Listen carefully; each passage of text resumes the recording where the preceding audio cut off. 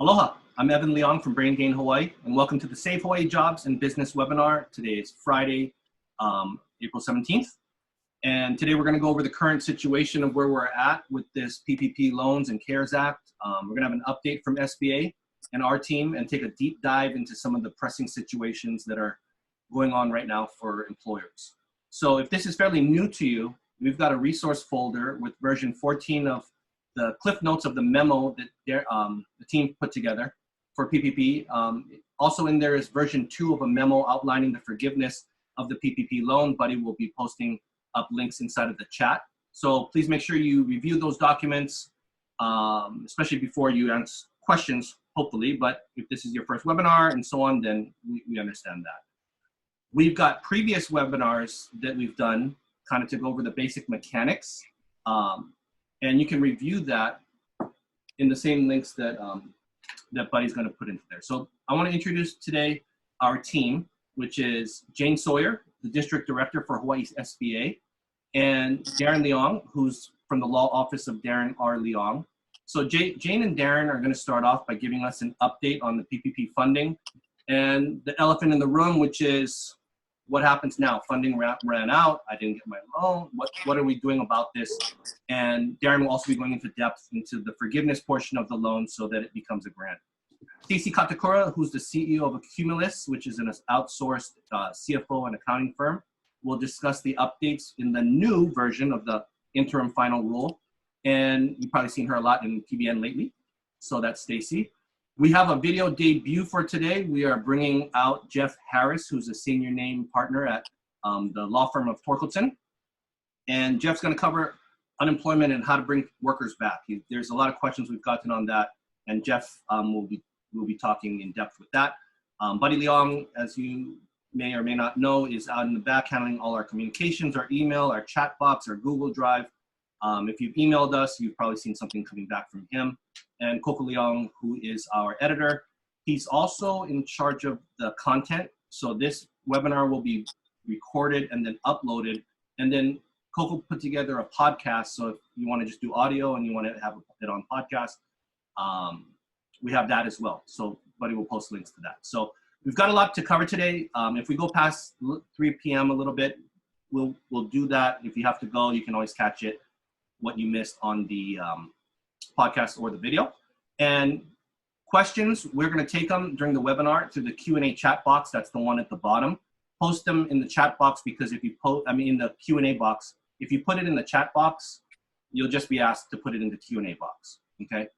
After that, questions at braingainhi.com. We'll take questions there at that email for about 30 minutes after the webinar. After that, it's just too much. So you have to wait for kind of the next one. And lastly, please note, this is a fully volunteer effort. None of us are getting paid to do this. This is free. It's pro bono. We're just trying to do it to help as many people as we can. This is hundreds of hours of billable work, as well as hundreds of questions being answered and so on. So just wanted to make sure that that's clear. Okay, so before any further ado, I want to start off where we're at with Jane Sawyer, who's the District Director of Hawaii's SBA. Please take it, Jane. Thank you. Aloha, everyone. Happy Aloha Friday. It's been a long week so far, and I'm sure many of you feel exactly the same way. SBA disaster assistance or COVID-19 response programs have been going pretty hard in full swing, and we know that the major program, the PPP loan program, ran out of funding on Wednesday night. So we've had a lot of effort going into it. I know a lot of you are probably going, where's my money? Where's my application? These kind of things. And all of that is being worked through, and we'll try and give you a few answers. But also the biggest thing to remember is this is a brand new program. This has never been done before. And we're doing the best we can at SBA, at the banks, in the community to make sure that we're helping as many people and as many employees as we can. When Congress rolled out a lot of these things, the whole point was to help small businesses survive this impact from the COVID-19 pandemic. And we still don't know exactly what that means. It also was designed to help keep employees on the payroll. So we know everybody is struggling along with the same ideas, and we just ask for your focus and your patience as we go through the process.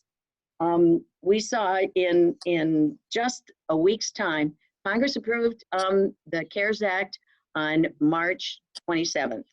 The loans started, the application process started on April 3rd. So within a week, entire loan program was stood up. Application forms were out there in the community, and our banks were standing up to help you come along and get these applications in on a whole different concept for the banks. We're looking at that no collateral requirements, 100% guarantee, no personal guarantee from you regarding the loan proceeds, and no payment for 6 months. So this is all very, very new. And the whole point of the program, again, keep small businesses ready to go when we get through this pandemic and keep workers on the payroll. We've had an incredible response here in Hawaii. And yes, we exhausted $350 billion in just like 12 days. So that meant across the country that over 1.66 million loans were approved to small businesses across the nation. So it's a pretty big effort, and we've got over 11,000 that were approved just in the state of Hawaii. I think Darren's going to cover some of those statistics and what that picture really looks like. The biggest question is, where do I go from here, or what happens now? If you had got an approval date from your loan, you should be in touch with your bank, because the bank is the one who's going to help you close on the loan and disperse those funds. And the point of this is also to get money out pretty quickly, so that should happen within about 10 days. So pay attention to the email address you put into your application or the phone number, because one of those two ways is the way the bank is going to call you up and say, we need to get you in here. These are the other documents we may need, or you need to submit them online so that we check your bank account, we check that information. Again, be careful that you are talking to the bank you applied with and that you have gotten some verification from them, so that they should already have your banking information and everything from your application. So don't give extra information like that PII out to anybody else. So, but the first disbursement should come within about 10 days to get you rolling. What you should be thinking about in the meantime is how you're going to bring back any furloughed employees, how you're going to get them back on the payroll. You'll probably be hearing a little bit more about some of those considerations throughout this webinar, but those are some of the things that you can plan. I know if you're not an essential business, a lot of you may not have a lot of work for those employees until we see if we're going to get our businesses back up and running and open to do business come May 1st. So please continue to follow all the other guidelines that go along with this COVID-19 disaster, but get yourself ready. If you haven't submitted an application, check with your bank to make sure you're still in queue, because that's what most of the banks are doing. Many of them are still holding applications that they were attempting to get in as we closed down and ran out of the allocation of funds earlier this week. So make sure you're in queue, see if they need anything additional from you, but then stay on top of it, because we hopefully should hear if we're going to get some more funding very, very soon. I know our congressional team here in Hawaii is supporting another big budget allocation to go toward the PPP and the EIDL funding. Both of those programs, the application process is shut down. They're working in processing the loan applications that have already been submitted. So you should be hearing from either your bank with the PPP, or you should be hearing from SBA's Office of Disaster Assistance in the coming weeks. There are two separate loans, two separate functions. We have a smaller team at SBA because it's just basically one bank working on those economic injury disaster loans. And they also may need more information. It's a different kind of loan. And again, a smaller workforce. Here we've got, across the country, we have like 4,700 banks that are working on this program. Here in Hawaii, we have a lot of banks and credit unions who've really been your champions through this process. They're the source of information, and they're the best ones for you to communicate with now, particularly if you've been notified that your application does have an SBA approval. Again, follow up with your bank if you didn't get in that first group. If you haven't gotten a notification, make sure you're still in queue, or if they need any additional information. And stay tuned to your favorite news channel to see when Congress is going to pass some more funding to help us move forward. Again, our congressional team is in support of this. We're hoping they'll all get called back to Washington and push through another round of funding so we continue to get Hawaii back to work. Thank you. Thank you, Jane. You may notice that on the Q&A that our pace is less today than in past webinars. What we're going to try to do today is go deep dive into some of these issues. And that includes Jeff Harris, who is usually focused on the Q&A, but will be in some discussion with us today. Before I do that, though, we've gotten a lot of questions from people who did not get their loan approved through SBA as to what the facts, statistics, and what they can do. So I'm going to roll out some statistics that we've been able to gather from public sources. I'll caveat it right off the bat by saying, for some of you, this is great, and for some of you, this will be of no solace to. But we are here to provide the information, and whatever is within our control, we're trying to help you through this process. As you know, there was $349 billion appropriated by Congress. Those applications opened up on April 3rd, which was a Friday. The money was gone by on April 15th. So the applications were open for 12 days.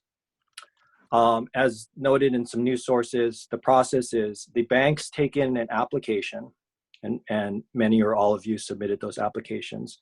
And then the bank goes through its own process in terms of its line or working through each of those applications to make sure that it's ready to be submitted to the SBA. Once the application is ready or at the front of that bank's line, that bank will then go into the E-Tran computer system and enter that application in there. If it is successfully entered, then you will get, or that entrant will get, an SBA loan number, which is the point at which that share of the 349 billion is allocated to that particular applicant or borrower.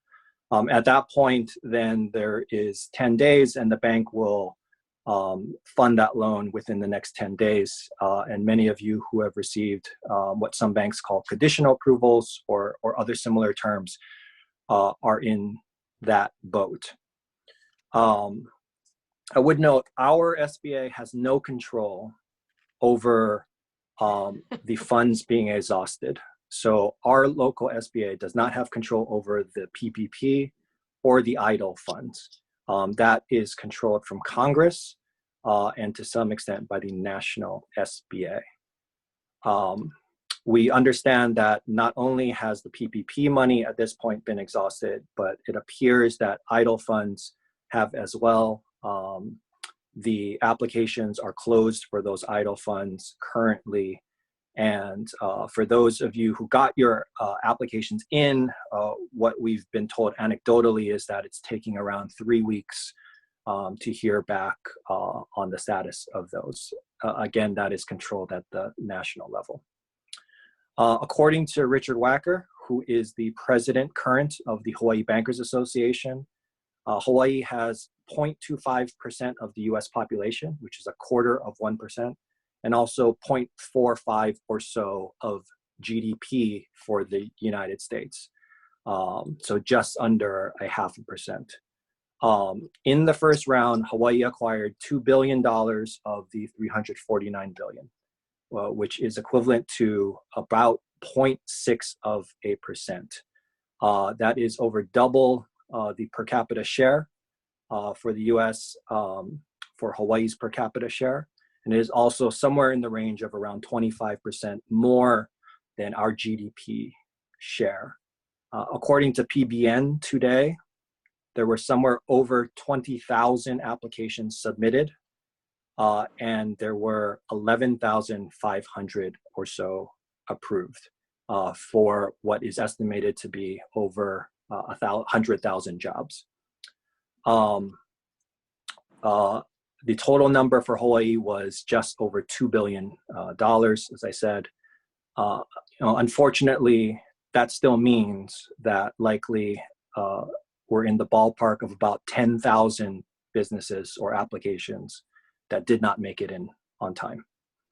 American Savings Bank has reported that through Tuesday, this past Tuesday, that it had 3,200 applications with 2,500 approved and 275 funded at that time. That means that American Savings Bank got through approximately 75% of the applications submitted to it. That appears to exceed the percentage rate for our state, which is somewhere in the ballpark of about 50% of all applications submitted ended up making it in this first round. Our anecdotal information is that Central Pacific Bank also exceeded the state's rate of approval percentage for applications that got through SBA, E-Tran, and were on the funding stage versus applications that were just submitted to the bank. We do not know what the national percentage is for loans approved versus the amount submitted to banks is. We have looked for that information, but have not been able to identify it. And based on news stories, including some promising news today, it appears that there is discussion over an additional $250 billion to be put towards this program. The earliest this will happen is Monday of next week, but it is uncertain if and when it will actually happen. Those are just the discussions that appear to be taking place with congressional leadership. Based on the pace that the funds ran out in the last day of the $349 billion, we expect that if there is an additional $250 billion, that it will go extremely quickly within a matter of days. The clip at the very end for the $349 billion in the first round, it appeared to exceed $50 billion a day, perhaps significantly more than that. The four major banks that we know of and have been tracking are not currently taking new applications, but they do appear to be getting the existing ones that they have ready for the second round of funding if and when that funding happens. So that brings me to the point of what you can do, because we can only do what's within our control. On that, we have a couple of points. If you had an app in at a bank and it did not get put through the E-Tran system and did not get a piece of the initial $349 billion, you should make sure that application at that bank is in perfect shape, so that if the additional funds are issued and if your application makes it to the front of that bank's line, that it can be entered quickly and efficiently, so that there are no errors on the application, and to avoid the risk that SBA E-Tran will reject that application. That means contacting your bank. For those of you, and we know there are some of you out there, for those of you who submitted applications very early, Friday, April 3rd, Saturday, Sunday, Monday, and did not get those funded, you should contact your banks and you should ask them what you can do to be ready for the next round. Ask them what happened, ask how deep their wait list is. You can ask for information to the extent that they will disclose it to you. If any banks open their acceptances for new applications again, we will update that. And if and when that occurs, you may want to try and make a determination on which bank may be able to process your application the fastest. Again, I know that is somewhat limited in what the 10,000 or so applications out there are able to do, but we're doing everything we can to put as many applications and get as much funding into Hawaii if and when the second round happens. So with that, we're going to turn our attention now to more technical aspects, including there was a further interim final rule issued this week, which Stacy will cover. Then I will cover some forgiveness issues, and also a really big issue for all of your businesses that are currently closed or essentially shut down, and now you're staring down bringing back employees who will be, who you do not have work for. I'll address that question, and then Jeff is going to end up addressing some unemployment questions. So I'll hand it over to Stacy. Okay, so this week the new interim final rule was issued, and I think one of the biggest questions that we've been asked has finally been addressed in the interim final rule, and that is in regards to the partner and LLC member compensation. So the interim final rule made it clear that the draws from the partnerships to partners and members are included in the partnerships PPP application. This is the draws of up to $100,000 in. And conversely, the partners of partnerships are not eligible to apply for the PPP loan on their own, unless, of course, they're self-employed LLC members. The interim final rule, I think the majority of the new ruling addressed how self-employed individuals should calculate the income from self-employment. And basically I'll just kind of go over at a high level what direction it provided, and that's to use your Schedule C income for 2019. If you haven't yet filed your 2019 tax returns, it says that you need to complete just the Schedule C. And you can only take up to $100,000 of annualized compensation on that. You also will need to provide documentation such as a 1099, bank statement, accounting records, invoices establishing that you are self-employed. In addition, it is just for 2019 that they'll be looking to document income. So income for 2020 will not be considered in the loan amount. And this is just due to the lack of verifiable documentation on expenses during this period. It did say that the SBA will be issuing guidance for individuals not in operation as of 2019, but were in operation as of February 15th of this year. In addition, self-employed individuals will sometimes have employees, and so you would include the payroll for your employees if you have any, as well as health insurance, retirement contributions, and SUTA. In the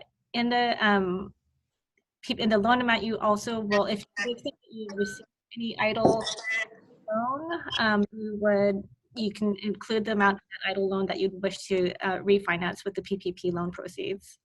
And then finally, forgiveness with respect to the self-employed individuals, owner compensation will be limited to the 8 weeks of 2009 net profit versus the 2.5 times payroll. And I thought it was interesting.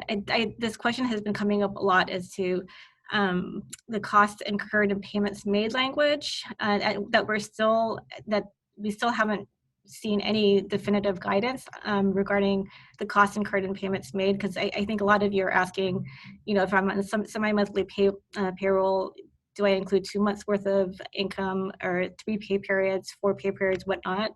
I thought it was interesting that the examples that were given in the interim final rule clearly indicated that you calculate pay at 8 weeks. So you look at your annual salary. If it's $100,000 divided by 52 times 8, I think that's an indication that the intent is that the intent will be to include accrued payroll during the 8-week period. That, again, it has not been made extremely clear. So we do anticipate that at some point in the near future that will be addressed specifically. And then finally, I did, with the interim final rule, there was an example. A lot of this question has come up a lot as to what transportation payments mean. And there was an example that was in the interim final rule that said any gas used to drive a vehicle for business purposes is included in as a utility transportation payment.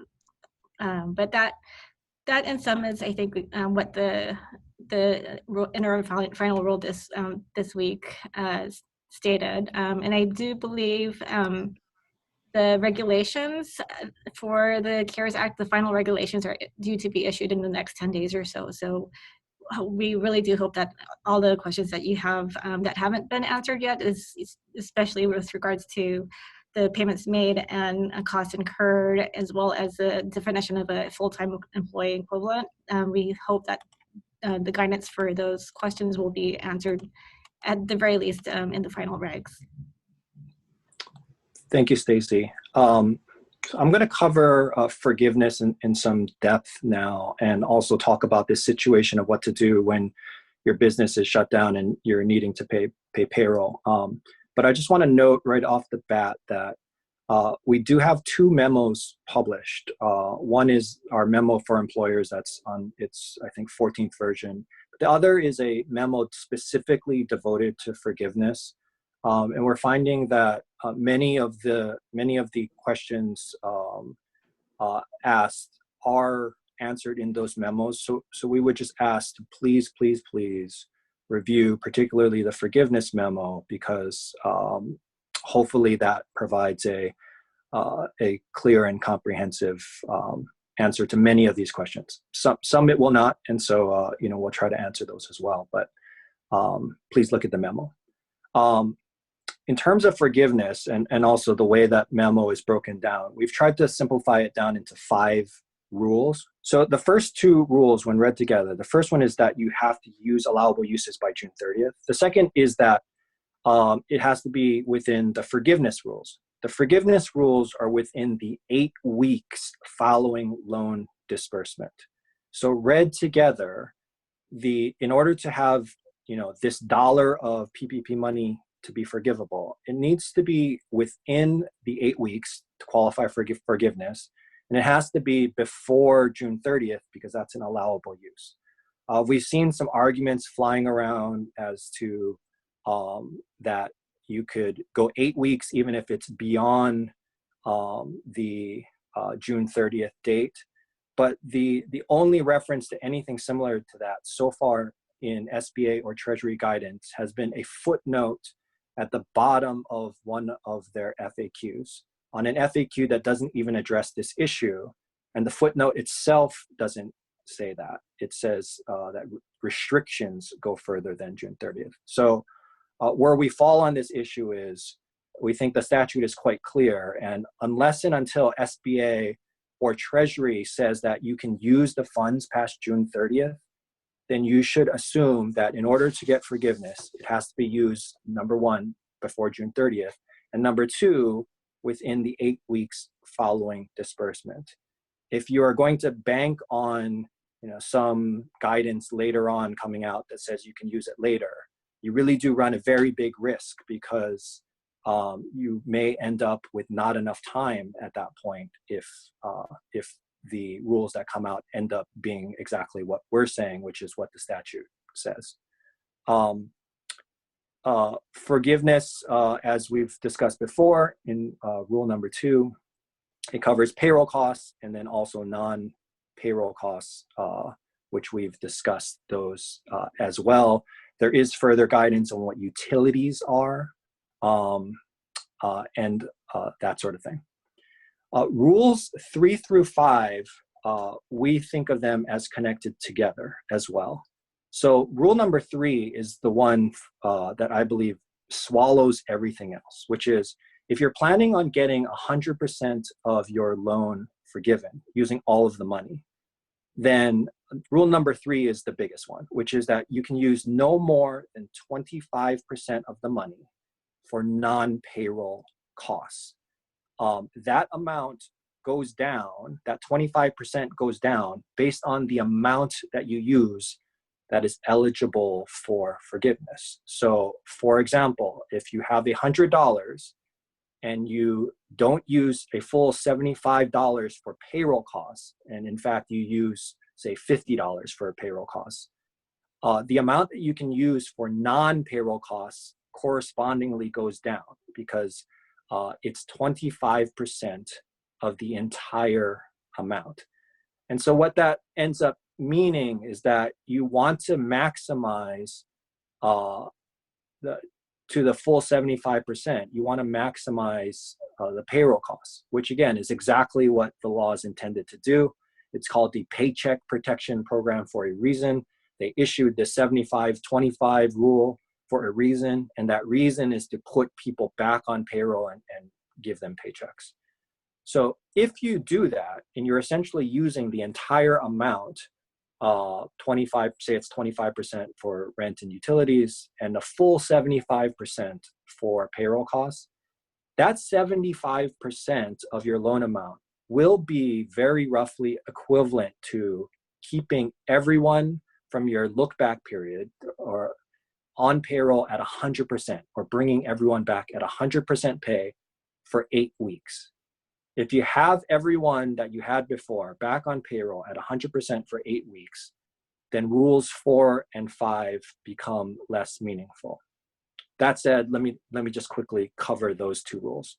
So rule number 4 is a headcount rule. It is an overall headcount rule based on full-time equivalents. Full-time equivalents have not been defined yet. It's a common question. We are still waiting for that. But what rule number 4 says is that you need to maintain, in order to get full forgiveness, you need to maintain the average monthly full-time equivalent of employees over the 8-week period as compared to a look-back period. And you have two choices on the look-back period. The first is the first 2 months of this year, and the other time period is February 15th to June 20th of last year. So whichever one of those two time periods had a lower head count, that is the number that you need to meet on average for that entire 8 weeks to get full forgiveness. Rule number 5 is an individual employee pay rule. So what that one says is that you cannot reduce each employee's pay. And you look at this one by one by one by one. You cannot reduce that employee's pay over 25% of the total salary or wages that that employee had in the most recent full quarter. If you reduce it past 25%, then that gets taken off your forgiveness. Employees who in any pay period are compensated at a prorated rate of over 100,000 per year are excluded from this rule. But for your employees who are paid $100,000 or less, it's a rule that says you need to keep them, you cannot reduce them over 25%. But again, if you think back to rule number 3, and you have to, you end up paying essentially full pay to everyone for 8 weeks so that you can use 75% of the funds, you shouldn't be running into an issue with rule number 5, okay? The big thing that is being talked about rule number 4 and rule number 5 is what people are referring to as a safe harbor or an exemption for rehires.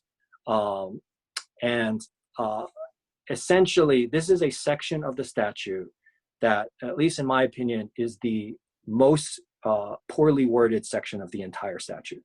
It is very, very difficult to understand what it says. But in essence, what a number of people are saying is that they're reading this section to say, if you reduced your headcount or pay of employees between February 15th and April 26th, if you essentially took a dive on those in that time period, and if you restore back to February 15 numbers of pay or headcount, if you do it by June 30th, and you could do it on June 30th, that rules number 4 and 5 go away.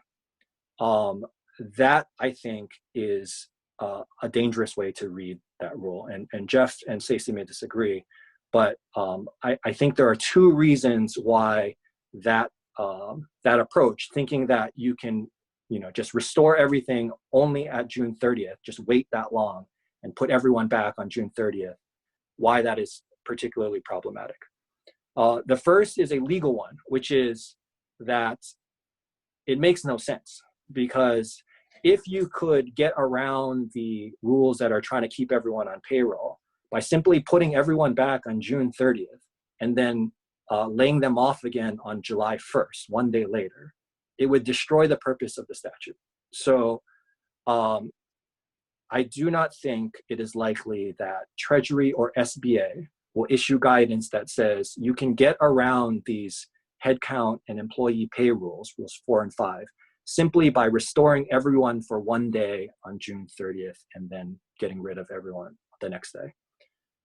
The second reason is one that I think makes the issue moot, which is if you did what this safe harbor that people are talking about, or this what's called exemption for rehires, if you did that, if you restored everyone on June 30th to those earlier levels and then got rid of them the next day, you would not be able to use the full 75% of your loan amount to go toward payroll costs.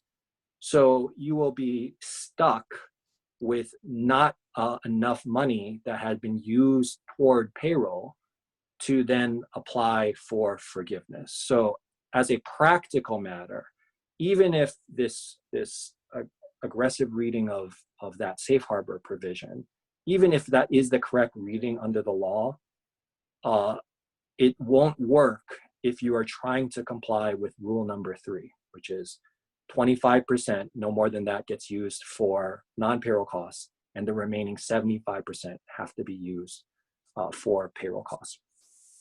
The other, switching gears slightly, the other issue that we are getting over and over and over and over is one where your businesses, whether they're restaurants, whether they're retail stores, whether they're customer-facing businesses, are essentially closed because of the stay-at-home order.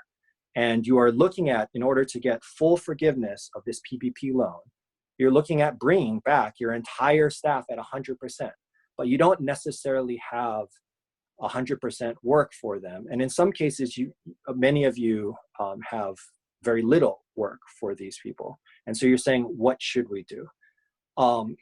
We think that the law, the conclusion we've come to and rolled out pretty much repeatedly since the start, is that we think this law was intended for you, for those businesses that are shut down, and is encouraging you to bring back those people onto payroll, get them paychecks, and even if they're somewhat underutilized. I have to acknowledge, though, that there is at least some small risk, or some risk, that the statute requirement that says the funds have to be used to maintain operations, that it's possible down the road that Treasury or SBA can say that necessary to maintain operations means only the limited purposes of employees doing what they did before. I think that is very unlikely for several reasons. The first is, right off the bat, this law is called the Paycheck Protection Program. It is for the purpose of protecting paychecks and getting people back on payroll. The final interim rules, both of them that were issued, they talk specifically about the closures that have happened across the country, resulting in restaurants, bars, gyms, malls, retail stores, and other businesses having to shut down, and that this law is specifically for those businesses to carry their payrolls during this difficult time. Because of those kinds of things, we think that the law recognizes that these businesses will be closed, and that the law is intended to provide paychecks for employees during this closure, and that is the intention. We put this issue to Congressman Case in our previous webinar. He agreed.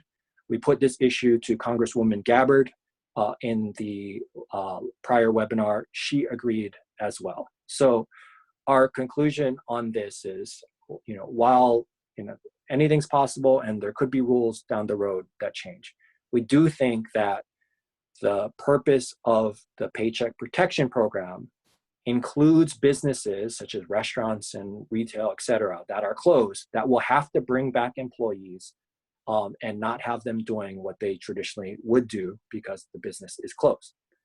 That said, the next question is, well, what creative things can we do with our employees? Because what you have, if you get a loan, is you have the ability now to have essentially free labor to do any number of things. And we do have some ideas for this.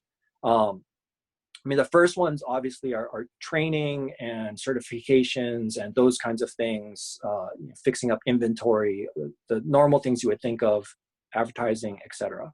If you have that work, great for the employees. There are some other creative thoughts. For example, in the construction industry, with a loan like this, it essentially is providing you 100% labor for 8 weeks.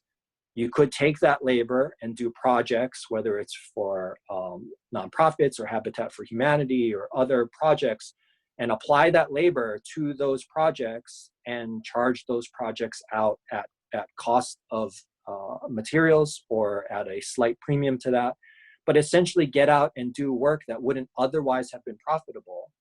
But now, because your payrolls are covered, that you can do that work and make a contribution to the community.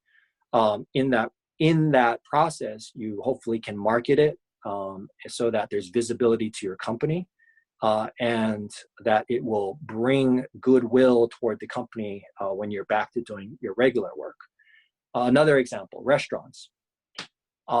Restaurants will now have a bunch of employees to do various things. You could offer, for example, not just takeout, you could offer free delivery because now you have employee labor that can be put toward that. And the transportation costs are considered utilities under the Paycheck Protection Program, so you could use the money to cover that as well. If you were offering free delivery, you might go further than offering just delivery of prepared and cooked meals. You might add to that, say, a meal package where down the road, people can prepare the meal themselves simply by heating it up or putting it in the oven. So essentially a semi-prepared meal.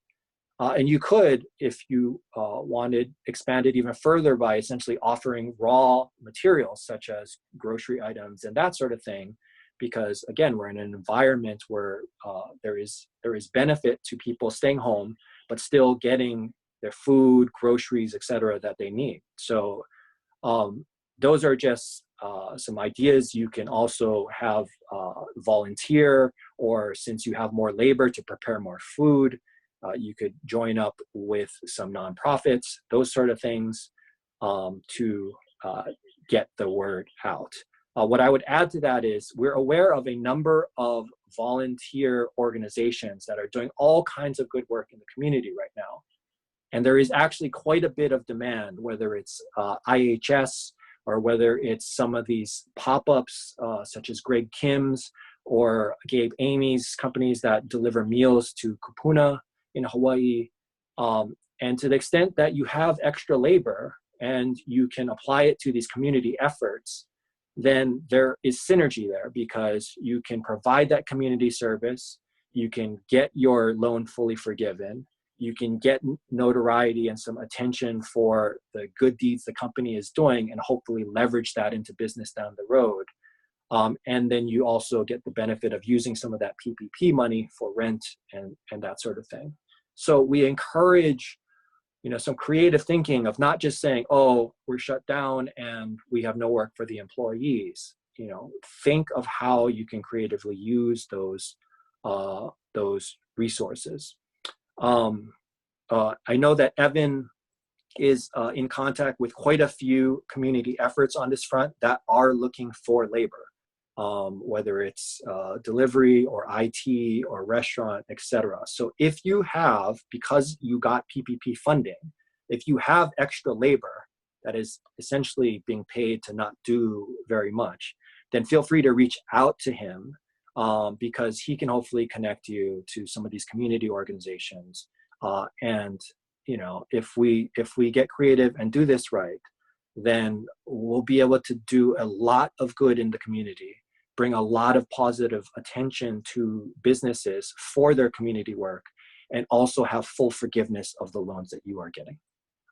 So with that, I apologize for the length of my comments, but I'll pass it to Jeff, and then we'll probably connect with the three of us, with Jeff and Stacy, to comment on some last things. Go ahead, Jeff. Thank you, Darren. And one of those comments we'll make after my presentation is we'll address those folks that think they can use the money after June 30th. So let's think about that. Now, as Darren's mentioned, if you want full forgiveness, you need to bring your employees back essentially at full pay. And their obvious answer is going to be, well, I kind of like unemployment. And I'm kind of looking forward to this extra $600 that the feds are going to give me. And the answer to that is, well, that wasn't the purpose of the Payroll Protection Act. The purpose of the Payroll Protection Act was to get them back on the payroll. And so we recommend you give them a letter. You call and you give them a letter and give them a week to get back to work.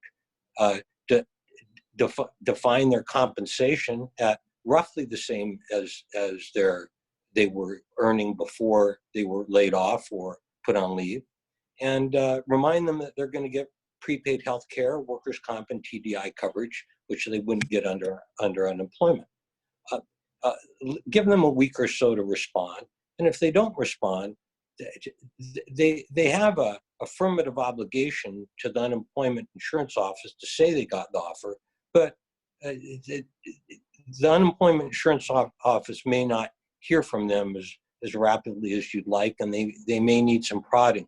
So our suggestion is, after you give the letter to the employee, send it to the unemployment insurance office with their last 4 digits of their social security number, because if there is available work, they're not entitled to state unemployment benefits. They're not entitled to 1 penny of it. If there is available work, an eligibility condition of unemployment is of course being available for work, and you don't satisfy that eligibility requirement if you refuse to go back to work. In addition to that, and it doesn't have to be the same sort of work. It can be different functions like Darren described. An additional point is, if they don't qualify for the state unemployment, they likely don't qualify for the federal $600 supplement either. The federal $600 supplement only applies if they're prevented from working because of the stay-at-home order, or because of their own virus, or that they have to stay home and take care of their kids. Reasons similar to why they would go on the emergency sick or family leave. Again, the offer that you make to the employee, if it is indeed transmitted to them, and you show that to the Department of Labor and Industrial Relations, the employee should have no option, no financial option, but to come back to work. But our thought is most employees won't even get that far. If you give them an opportunity to come back to close full pay with the opportunity to participate in functions like we've described, that'll be a win-win for everyone. The other possibility is, some of you may decide to bring people back part-time. You may say, oh, instead of 1 full-time equivalent, I'll do two part-time equivalents to add up to full-time equivalent, and I'll pay them under their maximum unemployment benefit, and they'll satisfy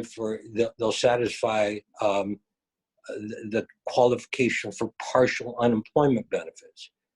There's been a suggestion that if they qualify for partial unemployment benefits, they may also qualify for that $600 federal emergency payment as well. That's not clear to us. It's clear that they're available for part-time work. They may get the partial unemployment benefit, but it's not clear that they've been prevented from working because of the stay-at-home order or the virus or the requirement to take care of children, which are conditions of the $600 supplement. I think there's been a great misunderstanding about that $600 supplement. It doesn't come just because you're unemployed. It doesn't come just because you were laid off. It has the same sort of qualifications that the Federal Sick and Emergency Leave Act have of being forced to stay at home because of an order, being forced to stay home because you have the virus or exposed to the virus, or having to take care of children. So the $600 hasn't even started coming out yet. I think that's one of the problems that our State Department of Labor Industrial Relations is having right now, is it's gotten some fairly specific advice from the U.S. Department of Labor about the narrow conditions for qualification for that additional money, and they're working through those and getting their system up and running. Darren, I have nothing more at this time, and I think we might get back to our dialogue. Yeah, I mean, I saw a comment up a minute or two ago that I think raises a good point and digs in a little bit. So yes, if you are bringing people back and using PPP funds to pay for their payroll, there will be a few costs associated with bringing them back that aren't covered by PPP. Okay, so the biggest one is the employer portion of payroll taxes. On top of that, I think there's what is a relatively small amount that if you are carrying their TDI or work comp at that time, then there's a little extra cost. So if you're really breaking down the math and saying, well, I'm bringing this person back on payroll and therefore getting a 25% benefit for rent and utilities, yes, you do need to reduce the real value of that 25% a little bit by the fact that you will out of pocket have to cover the employer portion of payroll taxes and perhaps some insurance. Stacy, do you want to comment on that further at all? No, I don't have any comment. I mean, so before some final comments, I think again, what we are hearing in all kinds of different shapes and forms are different variations of, can I, bring everyone back at the last second and then do something? Can I use the money after the June 30th and use it down the road? And without getting into the sort of legality of each one of those, I would just get back to the core purpose of this law, which is in the basically May and June time period to get as many employees back on payroll getting paychecks as possible. The other issue with those kinds of sort of ideas that are floating around, just remember that the banks are not on the hook here. So the banks have minimal responsibility with respect to their due diligence on giving businesses loans. All of the responsibility is on the borrower and those certifications. And I know it was easy just to put initials down on that application, but it is a big deal, because if you knowingly don't do what you're supposed to do with that money, you are violating those certifications, and that has that has real potential consequences to it. So I would just reiterate, there's real clear purpose to what this is for, which is to bring everyone back for 8 weeks on full payroll. I mean, that's essentially what all these rules are jerry-rigged to do. So on that, I'll pass it back to Jeff. Darren, let's just emphasize as we close, because it's a suggestion I'm getting over and over again, and that's, let's just save the money until July and August, because that's when we'll really need it. And I think we both firmly agree you don't get the money then. Not under the current statute and rules. Things would have to change. Either Congress or the Treasury would have to say that's okay, because the way we read it now, the allowable purposes end June 30th. That's correct.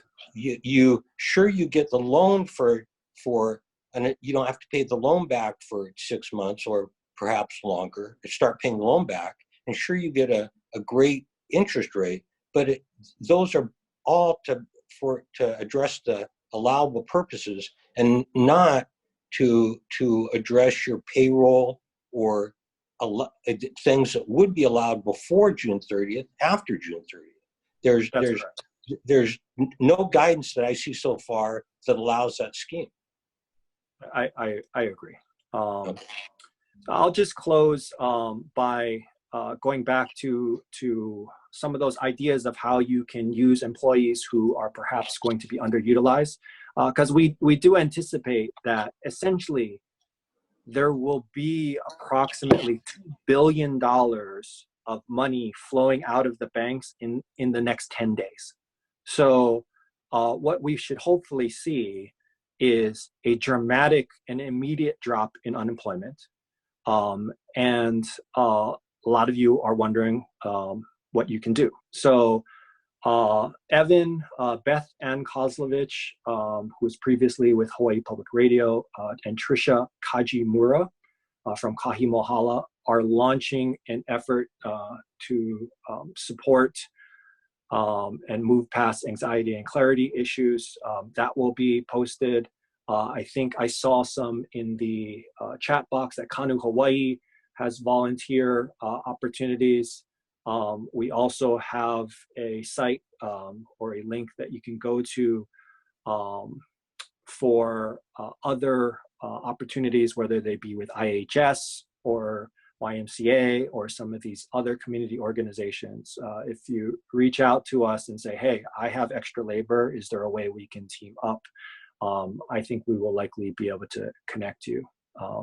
So with that, thank you, Jane. Thank you, Jeff. Thank you, Stacy. Thank you, Evan, Buddy, and Coco. And we wish you guys a very, very good weekend. And we will keep doing what we can to push forward as best we can. Thanks so much.